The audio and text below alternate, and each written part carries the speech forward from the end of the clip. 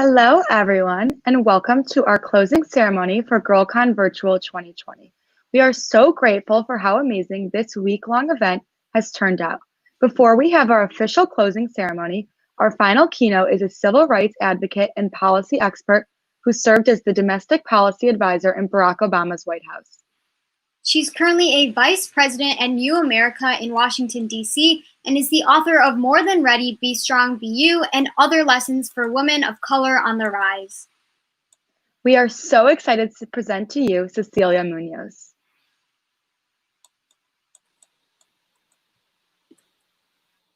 Hi, everybody. Thank you so much for allowing me to be part of this amazing conference. I'm incredibly proud to be a part of it, especially now. I suspect that this amazing conference is also not the conference that you expected. And you might be missing some of the things that are the most fun about a conference like this. You might be missing chatting in the hallways. You might be missing hugs.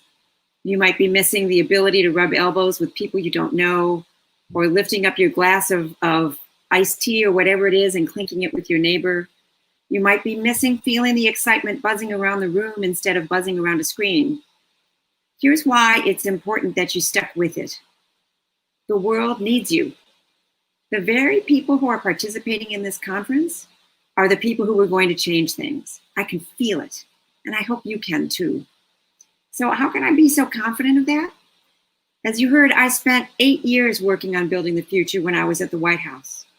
After leaving government, I joined New America, where I now work in Washington, to continue that work. I spent a year writing a book that is all about women, leadership, and overcoming obstacles. Through all of this, it feels to me like I have seen the future, and the future is all of you. So here's what it looks like to me. The future, and hopefully the very near future, is one where we use the skills of technologists, the very skills that you have been talking about throughout this conference, to tackle our public problems. These are the skill sets that we need to handle things like the COVID-19 crisis that's keeping us from being together at this gathering. I'm not just talking about developing vaccines and treatments for disease. I'm talking about other essential tasks like procuring enough masks and supplies for test kits, following the data to know when an outbreak is happening before it spreads, and sharing accurate information with the public so that we all know how to protect ourselves. I know technologists who are working on every single one of these things. The future looks to me like a place where we're using the skills of technologists to solve other difficult public problems, like homelessness and caring for kids in foster care. I have a story about the foster care system, and it starts with my colleague whose name is Marina. She's an engineer. She's also a public interest technology fellow at New America, and the foster care system is her passion. When we asked her, when she was interviewing for a fellowship with New America, what she wanted to work on, she said it felt to her like her life's work was to make the child welfare system suck less. And that's what she's gone about doing. So as a public interest technology fellow, she talked her way into the state of Rhode Island's foster care system. She convinced the governor to let her in under the hood to see how it worked. And what she found was a system where there was a long backlog of people who wanted to be foster parents and a lot of kids waiting to be placed. And those kids ended up in institutional settings, which is not, it doesn't lead to better outcomes. It's not as good as being in a home. So she did what an engineer does. She dug into the problem. She figured out why there was a backlog, who was applying to be a foster care parent, and where were they getting stuck in the system before they got an answer and got their license to be foster parents. She didn't build an app. She didn't design some kind of application, but she used her process engineering skills, and she convinced the state to invite everybody who wanted to be a foster parent to a forum over a weekend in a high school gym. And people came, and in one corner, there were people helping them fill out the paperwork, because that was one of the obstacles she identified. And in another corner, there were people handing out fire extinguishers, because that turned out to be another one of the pain points in the system, keeping people from being foster parents. And in another corner, she had veterinarians helping people certify that their cats had been vaccinated, because that was one of the requirements that was bouncing people out of the system. In the end of a single weekend, The state of Rhode Island blew through an 18-month backlog in foster care parent licenses, and they doubled the number of people who were licensed to be foster parents in a single weekend. That's using process engineering. That's using the skills of a public interest technologist to solve a problem in government in a way that changes lives. I have another story about technologists, mostly women, using their skill sets to solve a major problem. And it's the kind of problem that most people think doesn't have a solution, which is the problem of homelessness. This is a group called Community Solutions, and they developed a project called Built for Zero. And they started by, and I worked with them when I was in government, they started by trying to build more housing. And their goal, they set a goal of we're going to build 100,000 units for people.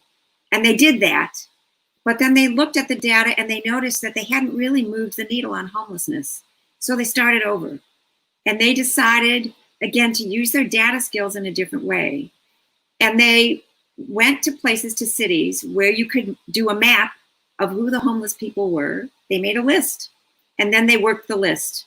The people who needed access to medication, and that was the factor contributing to their homelessness, they figured out a way to get them their medication. The people who had a car battery die so they couldn't get to work, and that's how they ended up homeless, they figured out how to get them the car battery and get them back to work. And in more than a half dozen places, they drove functional homelessness down to zero. That's why they're called Built for Zero. And again, the skill set that they were using was the skill sets associated with data science, with mapping, and they solved a problem, the kind of problem that many people think can't be solved. I could tell you a dozen stories like this. I could tell you a story of the public official in Arizona who applied her technology skills to create new and innovative ways to reduce the amount of trash that goes into landfills. I could tell you about the digital strategist who I worked with in government, who rethought the process that the government uses to resettle refugees and ultimately transform the lives of 10,000 people. I could tell you the story of the guy in Michigan who was so bothered by the cumbersome process that the state was using for people to enroll in their programs for emergency help, that he started a company and he transformed the process from a 17-page form that mostly kept people from getting the help they needed to a streamlined process that helped people get back on their feet.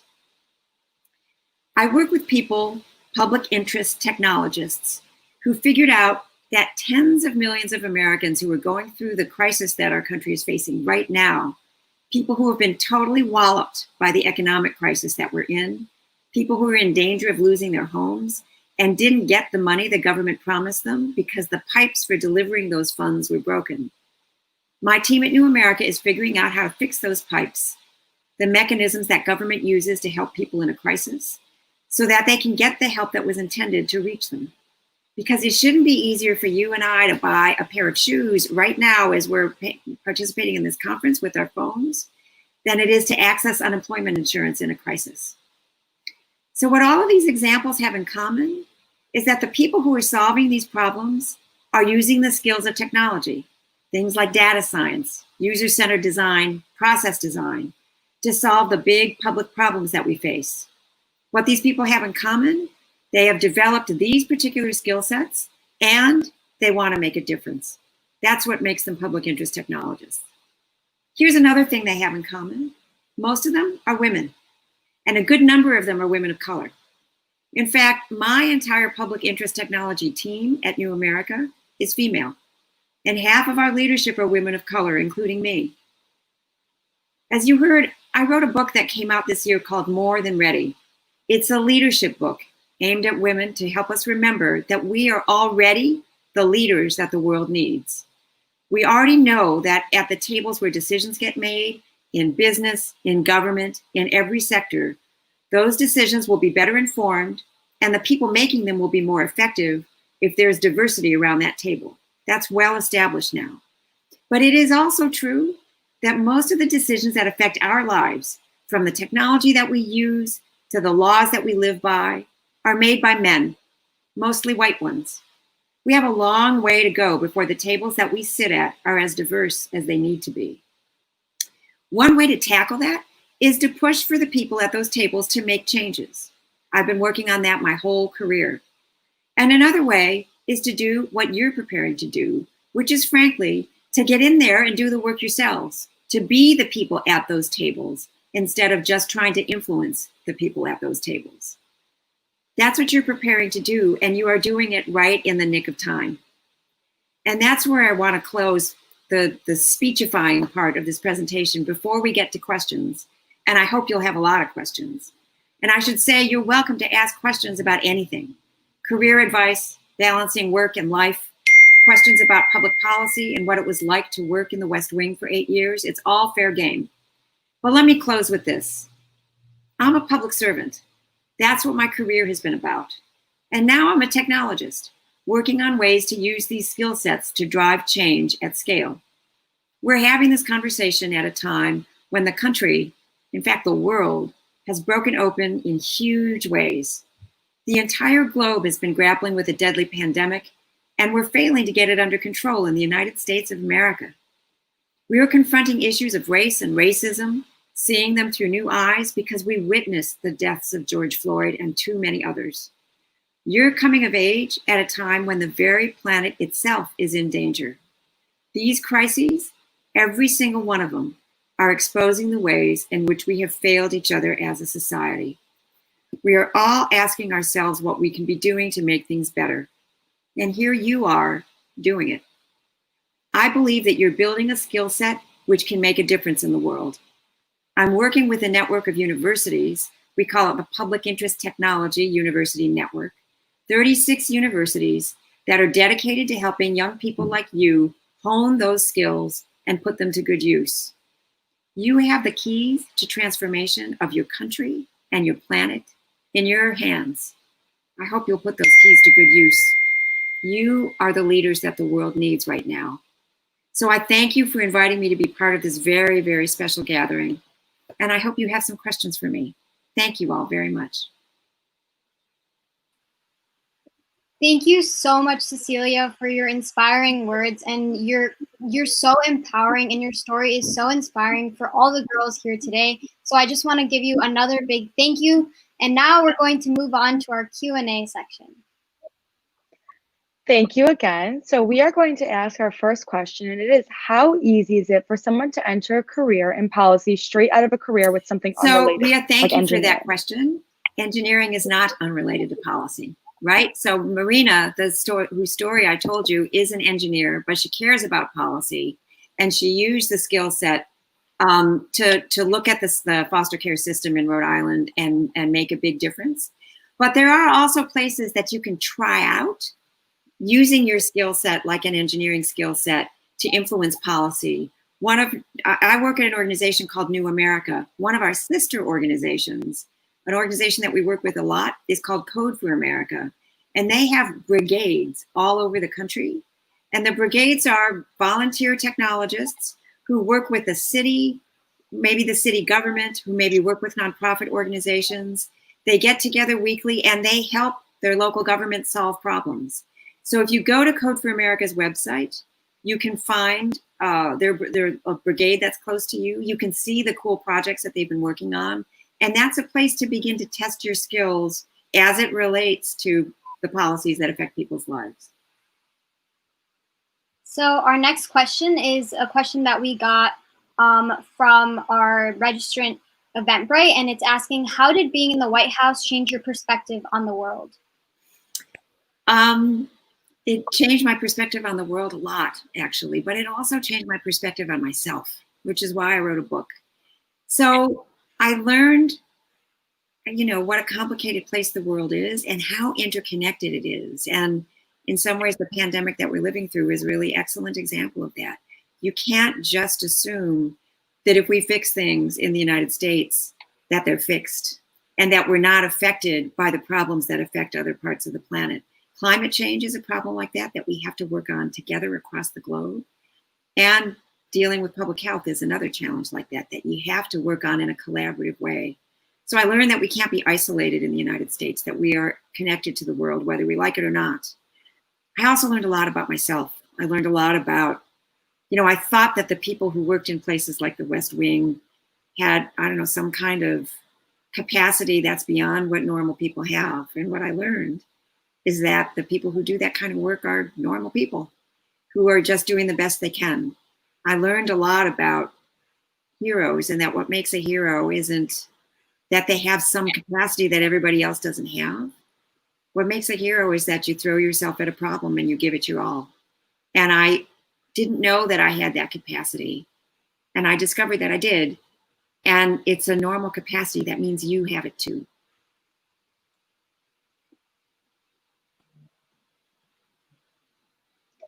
Very good answer. Our next question is from Jen in the chat. How can the advancement of technology be used and utilized to help carry the message and acknowledgement of social justice reform issues? Well, there are so many ways. So it's a great question, Jen. For example, I worked with technologists who were helping the Department of Justice think about how it might streamline background checks that it does. I worked with technologists, as I described in my remarks, that helped streamline the process for resettling refugees and help the United States bring 10,000 people to safety who wouldn't have gotten to safety in a single year without spending an additional dollar of the federal budget. I worked on something called the Police Data Initiative, which helped local police forces gather their data and make it transparent so that you could begin to address some of the problems with policing that the country has been talking about. And just by looking at their data and making connections, they were able to make communities safer and also make the police safer and deal with some of the problems that contribute to police violence in this country. So I'm pretty convinced that it's not that technology itself is the answer. It's that the skills that technologists bring to the table can help us get to better answers than policymakers are getting to now. It's not about building a thing. It's about applying your skills to understanding a problem and trying to solve that problem. So our next question is from Anne, and she's asking, what are ways we can keep talking about these issues that you bring up that are so important in the real world today? This is what a wonderful question, right? So the problems that we're talking about in the country right now, not one of them is new, not one of them. Certainly not problems with race. We know that's not new in the US or anywhere in the world, but also the problems of a pandemic, right? The major strategy that we're being told is incredibly useful to keep this pandemic from spreading is the wearing of masks. It was also the major strategy in the flu pandemic of 1918 that killed millions of people. So none of the challenges that we deal with are new, but sometimes what happens is that we have moments where there's kind of bursts of attention and then it fades. And when it fades, those are the times when we're not working as hard on solving a problem. But we also have communications mechanisms, unlike certainly anything that was available when the world was facing the 1918 flu pandemic. The tools that you use for communication are also tools to connect. They're tools to organize. They're tools to find other people who are concerned about the same problems and to develop ways and approaches to solve them. And importantly, to consider making solving those kinds of problems a career. I've been a policymaker and an advocate for more than 30 years. It means I make my living trying to fix some of the problems that vex us. And it's not just social scientists or lawyers who are solving public problems. Increasingly, it's technologists who are solving public problems. Sometimes you do that at a company, and sometimes you do it in government. And government really needs people who have the skills that you're developing now.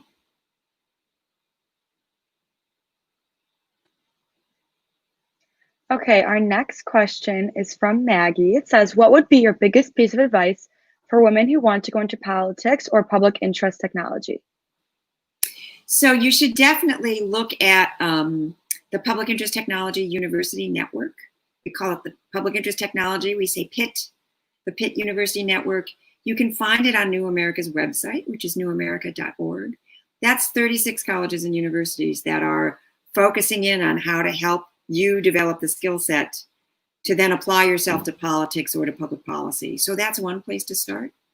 A second is to find good sources of information and news. I mean, everybody that I know that helps influence policy reads a lot and learns the problems inside and out and looks at data. And so the more you look at the areas that interest you and then dive into the ones that you think you might want to spend at least part of your career focusing on, the more you're going to discover what universities are focused on it, what organizations are focused on it. That can help you look for the kinds of internships that might expose you to the issue. And it'll help you learn who the players are, who are people who are doing the work that you think you might also want to do. For me in my career, I thought I was interested in one set of things and started my career working in that way, and learned actually that I was really, really good at something else. And so it helps to experiment and to spend some time figuring out what is the thing that you care about enough that you wake up in the morning thinking about it, and that you're interested in diving in, that you might want to make part of your career. So our next question is, how can we as teens use technology to make a change within our communities? This is a great question. So you as teens have good insight into the problems that your community faces. What I've learned, I raised 2 daughters myself, they're now in their 20s. They had a really acute sense of what it is they wanted to change in the world and in their communities. There's no reason as a teen you can't find your local Code for America brigade, for example, and see what they're doing, and to see how you might be able to help. And there's no reason that you can't organize around a problem that you see happening. Find out if there are local organizations working on that problem and volunteer. You learn a tremendous amount. I discovered what I was good at and what I was going to do for my career by volunteering when I was in school. So I think the key is to figure out what is the problem that excites you or that upsets you or that makes you want to dive in and see if there's somebody working on it and an organization working on it, or a local city council member or your mayor or your state legislator, whoever it is, who might be engaging with that problem, and see if there's a way that you can engage. You'll find that there are more good people out there trying to solve public problems that would be eager to have your help.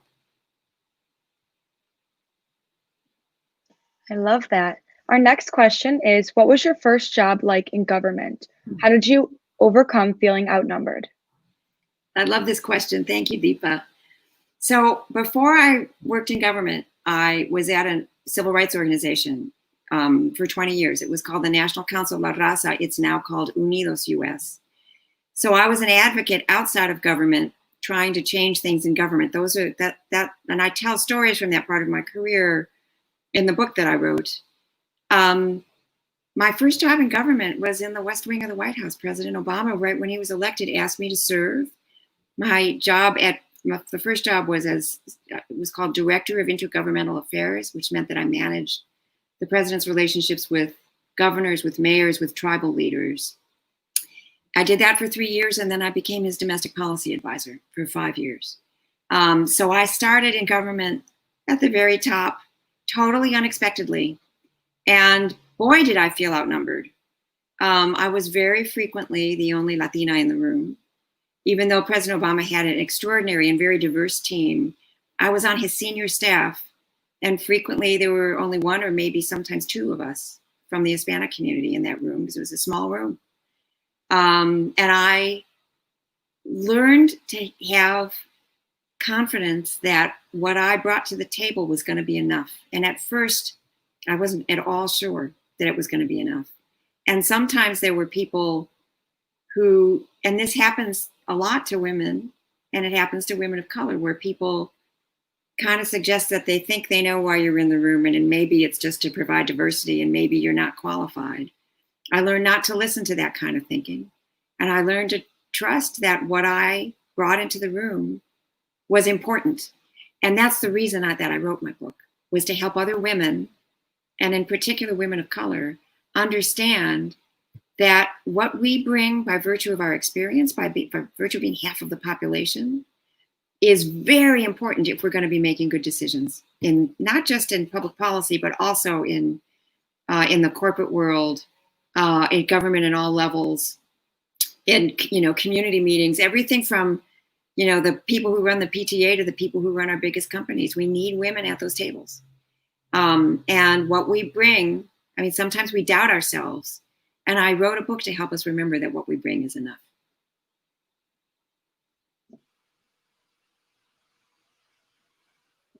That's amazing. So our next question is from Brooke, and she's asking, what advice would you give to your younger self?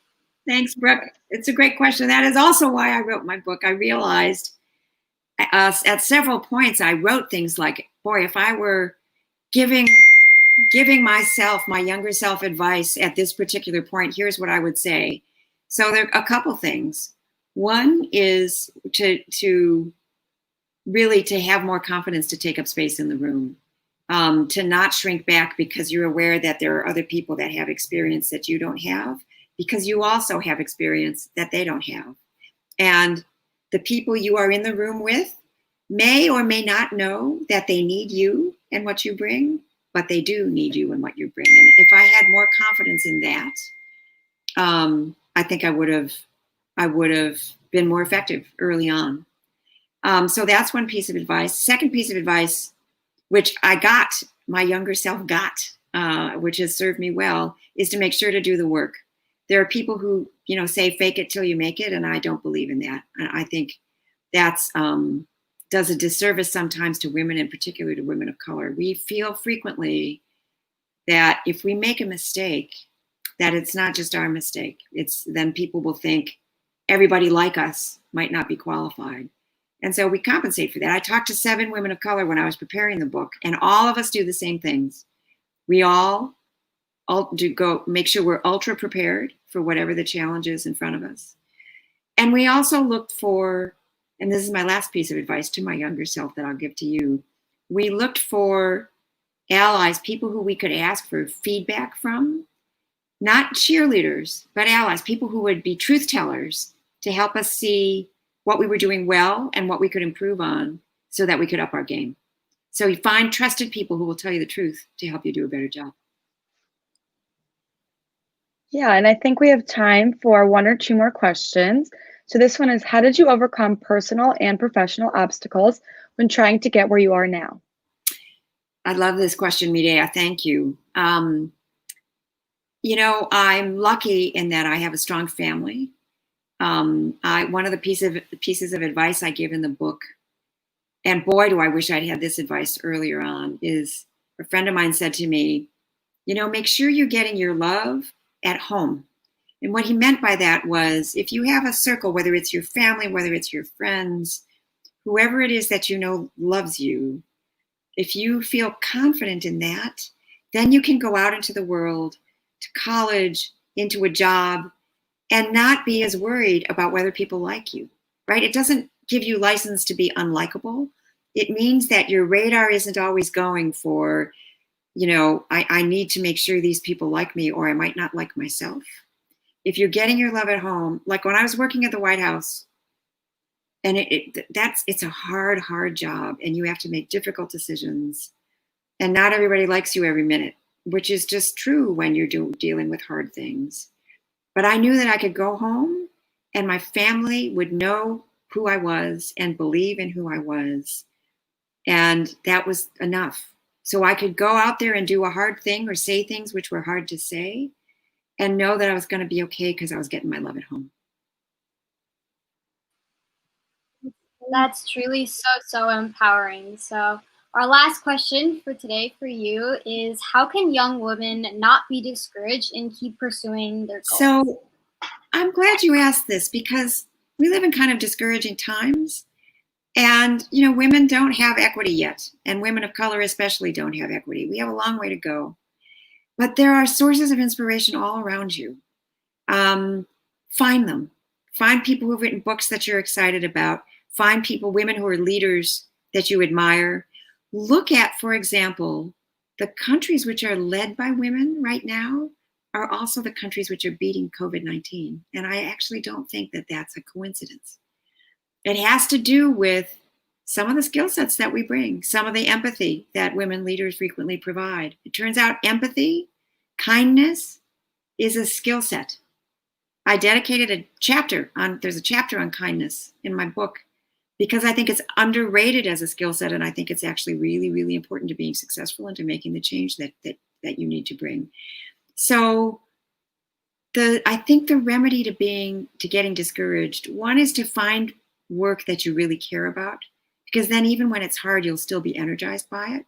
But also find sources of inspiration, find people who are heroes, find people who you admire, read their books, look into their lives, find out their secrets, how they do it, and then adopt those strategies as your own. We don't just need you now, we need you for the long haul.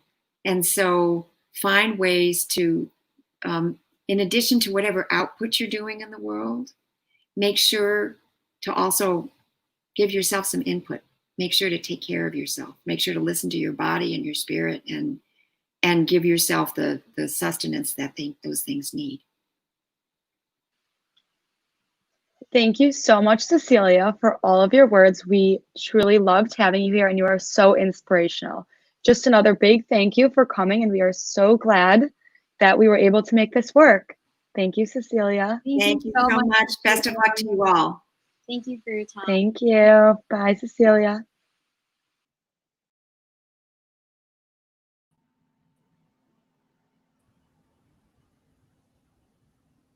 Thank you so much, Cecilia, for sharing your story with us. It is women like yourself that have paved the way for the next generation to take center stage. After hearing from the 30-plus breakout and professional development sessions this week, and our 3 wonderful keynote speakers, it is truly so difficult to put how we are feeling about the magic of GirlCon into words. But if we were to, we truly believe that the 2 words that embody this year's conference are resilient and courageous. With each milestone we reached this year, whether that be reaching over 700 registrants, having attendees from over 30 countries, moving to a fully virtual week-long event, or exceeding our hopes for social media engagement by leaps and bounds, our team and the tech are being great courage and great resilience. And our speakers have shown us how far courage can take us. And our sponsors and community have allowed us to be resilient through any challenge. To get here to the end of our 3rd annual GirlCon conference, Molly and I could not be more proud of what GirlCon has become. With that, I'm happy to introduce our other co-founder of GirlCon, Molly Grayton. Hi, everyone. So as Kyla mentioned, my name is Molly, and I'm the co-founder of GirlCon Chicago. And first off, I just wanted to say what an incredible week this has been. In midst of all the uncertainty going on right now, we do know one thing for certain. We are beyond hopeful to lead in technology alongside you all. Between the GirlCon teams, session leaders, industry professionals, attendees, and so many more awesome people, we truly want to thank you for helping make GirlCon 2020 possible. GirlCon was founded over 3 years ago, and it's incredible to be here, closing out our 3rd annual conference. We're so grateful to everyone here today that's played an integral part in the conference and cannot wait to see what GirlCon becomes in the upcoming years. I hope you all had a great time and learned something new, made memories that last a lifetime, connections that withstand the test of time, and a toolkit of knowledge for you to take with you on your journey in tech. I can't wait to see what the future holds for you all. As Molly and I reflect on the past 3 years of GirlCon, there are certain people and places that have made an outstanding impact. Molly and I will always cherish the initial moments when we had the idea for GirlCon. We had no idea how to pull it off, or if it was even possible. But it was because of the people that believed in GirlCon that made it possible. A special thank you to Ramona, Alex, and the entire ISACA Chicago team, Susan Hallen from IBM, Fitz, Lauren, Aaron, and the entire Girl Security team, Lindsay, Allison, and Julie, Sarah, at Starbucks on Route 45, and last but certainly not least, our parents. You have unconditionally supported us every step of the way, and we could not be here without you. And finally, to our core team, our national team, ambassador team, college team, and design team. You have taught us to lead with humor and understanding at the forefront, and move through every day and every meeting with gratitude. Thank you. We are assured that no matter where we go in life, we will always stay connected to the mission of GirlCon and the magic that happens when you put 700 students and countless professionals in a room or a virtual room together. Again, thank you everyone for joining us this past week. Remember that the GirlCon community is always here to support you, and we can't wait to see each and every one of you make an impact. Kyla and Molly could not have said it better. It has truly been a magical week, and we have enjoyed every minute of the amazing connection and inspiration that each breakout, professional development session, and keynote have sparked. Thank you to everyone here joining us today, whether you are a passionate attendee, engaging breakout session leader, dedicated sponsor, or fearless GirlCon team member. The empowerment, networking, and interest that have all taken place this week would not have been possible without every single one of you. The incredible magic from this week isn't over. Throughout the year, until the next amazing GirlCon conference, stay connected with us. Our social media pages, Instagram, Facebook, and Twitter, are the best places to find updates about everything GirlCon, unique opportunities for women in technology, and other special announcements. Our email list is also a great way to receive important information from us. If you'd like to be added to it, email us at girlconchicago@gmail.com or direct message us on social media. Finally, if you were inspired by this week and want to get in on the planning side of the conference, join our team. We will release team applications in the fall. Thank you all for your continued support and engagement with this phenomenal community. It has truly been an honor to host you for our 2020 event. Before we conclude, here's a video from our spectacular 2020 sponsors.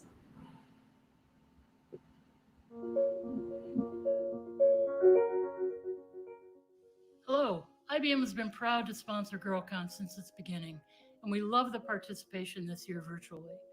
IBM was thrilled to see and hear the passion and the curiosity from all of you. Thank you for attending GirlCon 2020. We hope we've piqued your interest and to see you in the future impacting the world. Stay curious, keep exploring STEM. On behalf of Balsamic, thank you for coming to GirlCon. We hope you were able to learn a lot, make new connections, and we look forward to seeing the amazing products you'll build in the future. Thank you all so much for grabbing onto this amazing opportunity to be part of GirlCon 2020. On behalf of our business boutique, Hirschman Cohen LLC, I wish you the absolute best of luck in the future, and I'm excited to learn about the great things you're going to do in this world. Keep in mind my constant reminder that no one knows anything. We are all just making it up as we go along, and be empowered and challenged by it. Perhaps we will meet again someday when you are a speaker at GirlCon. Hello, everyone. My name is Alexandra Scatoni, and I'm the Membership Director over here at the ISACA Chicago chapter. Many thanks to GirlCon Digital 2020 this year for flipping the event virtual and having the ISACA Chicago chapter as a sponsor. It was such a pleasure to get to connect with everyone this week, and we really look forward to all of the follow-ups that will occur after this event. If you didn't get a chance to check out our session, please check out and connect with us on our webpage, on LinkedIn, on Twitter, or feel free to reach out to myself directly for more information on student membership benefits, such as our monthly chapter meetings for members and our new Grow Mentorship Program. Thank you again from the ISACA Chicago chapter, and please have a wonderful day. On behalf of Girl Security, thank you for attending GirlCon 2020. I hope that you enjoyed it and that you continue to apply what you learned here. We look forward to seeing where that takes you. Here at Girl Security, we aim to close the gender gap in national security and expand our understanding of security. We hope that after this, you feel empowered to do the same. And if you're interested in learning more, please visit our website, girlsecurity.org. You can also sign up to be a mentee there. Thank you again for attending GirlCon, and we hope to see you soon. Bye. Thank you.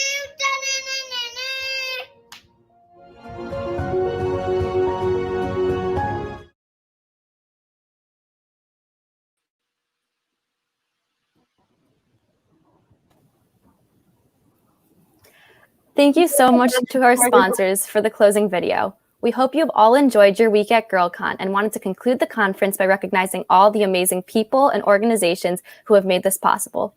We have been so fortunate to have so many incredible sponsors that helped us every step of the way.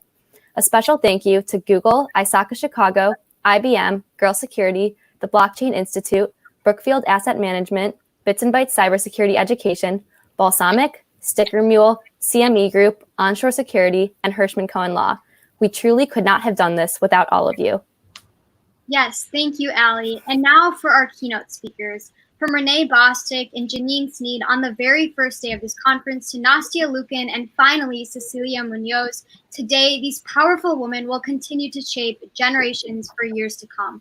All of our keynote speakers have inspired us beyond words can describe, and the long life advice insight, positivity, and inspiration you have given us this past week has empowered over 700 girls from all around the world. Thank you so much for taking your time out of your day to tell us your story and leaving our 2020 attendees and our team in awe and this conference as our best one yet. I am so grateful to have been a part of a team of the most influential and inspiring young women and to have been a part of this incredible conference. This truly has been the most amazing experience of my life. Before we leave, I want to say a tremendous thank you to our team at Google. This conference would not have been possible without all of you. I want to thank Julie, Allison, and Lindsay for your year-round work with GirlCon Chicago. You are so helpful, inspiring, and I truly look up to all of you. To our tech support team of Lauren, Aaron, and Christopher, we thank you so much for all of the work you have done this week to make these sessions possible. Lastly, thank you, Sarah, for working with our team throughout the past month to make all of our dreams come true. We have learned so much from you and are so incredibly honored to have had you throughout this week. I just want to say a final thank you to Google, and we hope to continue this partnership in the future. I hope that everyone enjoyed GirlCon 2020, and we cannot wait for GirlCon 2021. Thanks, Ellie. And now for our wonderful attendees. We can't thank all of you enough. As Kyla had mentioned earlier, we hit some big milestones this year with over 700 attendees with people from more than 30 different countries. This conference is definitely one for the books. GirlCon is dedicated to each and every one of you. And without you, there would be no GirlCon. We were truly overjoyed to see all of your enthusiasm during the entirety of this conference. Every DM, every email, every screenshot of your social media post we received brightened our days. I personally had the best time getting to know those of you who came to the regional meetups. All of you are so amazing, and I'm so inspired by everything that you've been doing. Whether it be painting, playing your ukulele, ethical hacking, starting your own nonprofit, volunteering, and this is just to list a few, I'm honored to have gotten to meet all of you. Each of you have unique stories, and I'm so incredibly grateful to have been given the opportunity to hear them. I urge you all to stay connected and don't forget about us and each other after today. Stay in touch. Email us about what you've been doing. Add us on LinkedIn. Follow us on our social media. And if you'd like to be a part of our team, we will be sending out our team applications later in this year, probably around November, so keep a lookout for that. Thank you all so much, and keep being the forces of nature I know you to be. Thank you. And last but not least, we would like to thank our amazing co-founders, Kyla and Molly, for creating this conference. Your vision to create a safe and educational space for girls to become immersed in tech has exceeded all expectations and has had a profound impact not only on girls in the Chicagoland area, but all around the world. We are eternally grateful for you both and our other director, Ariana, as well. You are all the heart and soul of GirlCon, and we can't wait to see what you're going to do in college and beyond. We'll miss you so much and hope to make you proud next year. Next, I'll pass it off to Ellie for a special surprise for our co-directors and graduating seniors. As a parting gift for our graduating seniors, we have custom pillows for Ariana and Kyla that have a special message on the back. I'll show Kyla's now. We are so grateful for everything you have done for us. Please, everyone, in the chat just now, GirlCon Chicago posted a survey link that is worth 200 points for our swag bag competition. Please fill that out so that we can help to make GirlCon 2021 the best yet. Also, just a reminder that we still have 3 sessions left today that you can start joining us very soon at 5. We've got Tech Plus Journalism, Tech Plus Analytics and Artificial Intelligence, and Tech Plus Travel. Just another thank you to all of you for coming today, and we are so grateful for everything you all have done. Thank you, everyone. Thank you all so much. We appreciate you guys so much. Thank you. Thank you. Bye, everyone. Bye.